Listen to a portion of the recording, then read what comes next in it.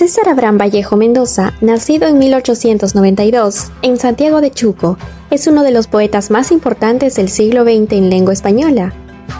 Proveniente de una familia humilde y siendo un 10º hijo, creció en un contexto de pobreza que marcó su sensibilidad frente a la injusticia y el sufrimiento humano.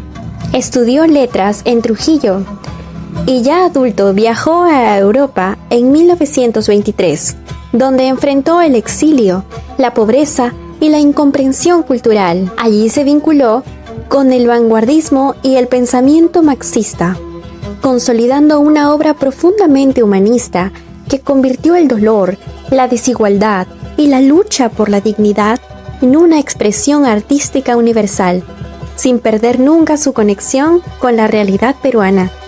Durante su vida, Vallejo escribió poesía, narrativa y ensayo, construyendo un legado que denuncia la exclusión de los más vulnerables y cuestiona las jerarquías sociales y raciales de su época. Y justamente desde esa mirada crítica, profundamente humana y comprometida, que hoy nos acercamos a Los Dos Zoras, una de sus obras narrativas donde estas preocupaciones se hacen especialmente visibles. A partir de aquí, iniciaremos nuestro recorrido por el texto, explorando su contexto, su mensaje y la fuerza con la que Vallejo retrata la dureza social del Perú. En Los Dos Zoras, Vallejo narra la historia de dos hermanos indígenas que, sin saberlo, son empujados a enfrentarse en un combate ritual. Desde el inicio, el poema nos sumerge en un ambiente tenso, casi fatalista, donde el destino parece ya escrito y los personajes avanzan sin poder escapar de lo que les espera. Vallejo describe este encuentro con una precisión dolorosa. Dos hombres que marchan hacia una lucha que no desean, guiados únicamente por las normas de su comunidad y por la presión social que exige obediencia. Esa obediencia, convertida en mandato, se vuelve más fuerte que el amor, más fuerte que el lazo de sangre. A lo largo del poema, no solo se trata de la violencia física del duelo, también aparece la violencia del silencio, la imposibilidad de reconocerse, de hablar, de detener el destino. Los hermanos no tienen voz para oponerse, solo pueden avanzar como piezas dentro de una estructura que no les permite elegir.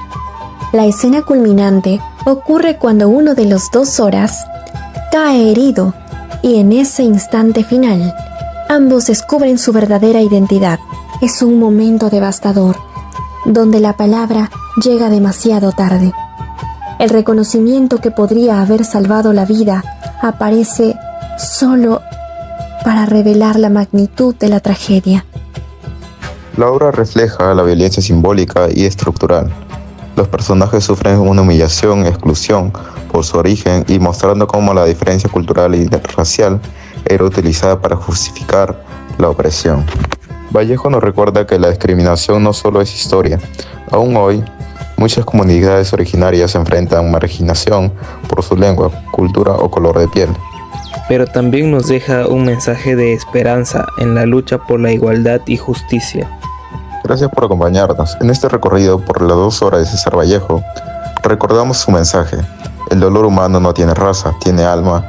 Que la voz de Vallejo inspire nuestra lucha contra la discriminación.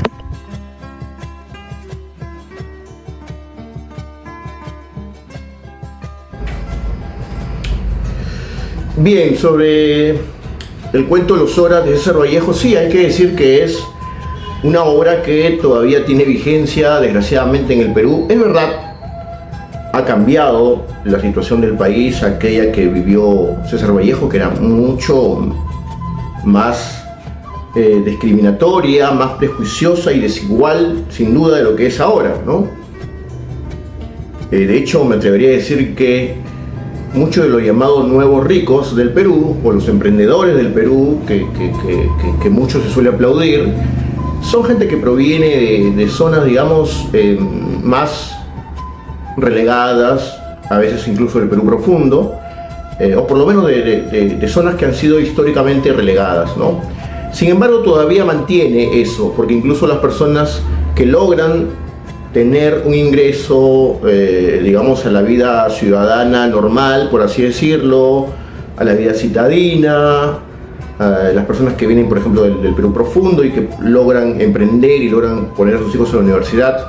Todavía hay eso, ¿no? No voy a decir al extremo de los Horas, porque por supuesto los Horas además tenían unos rasgos muy distintos, pero por ejemplo, cuando uno ve lo que ocurrió en años recientes y lo que ocurre todavía con las comunidades indígenas en la selva, todavía se da cuenta que existe eso, ¿no? Todavía en el Perú miramos a este segmento de población que son compatriotas nuestros como personas ajenas, como si fuesen prácticamente gente extranjera y a la que no le damos el rango real de compatriotas nuestros. Así que, si bien con una gran diferencia y no al extremo en que se plasma en aquella época y pudo percibirlo muy bien César Vallejo en su cuento, en cuentos como este, en Los Horas, todavía en el Perú persiste esta desigualdad, estos prejuicios, esta discriminación, en general en la sociedad. No en la misma medida, porque obviamente también hay campañas y hay una conciencia mayor y hay incluso hasta penas, ¿no? Sanciones normativas a este tipo de actitudes, pero igual, sin duda, todavía aflora esa cosa, ¿no? Y eso lo podemos ver incluso en las noticias que se dan cada cierto tiempo.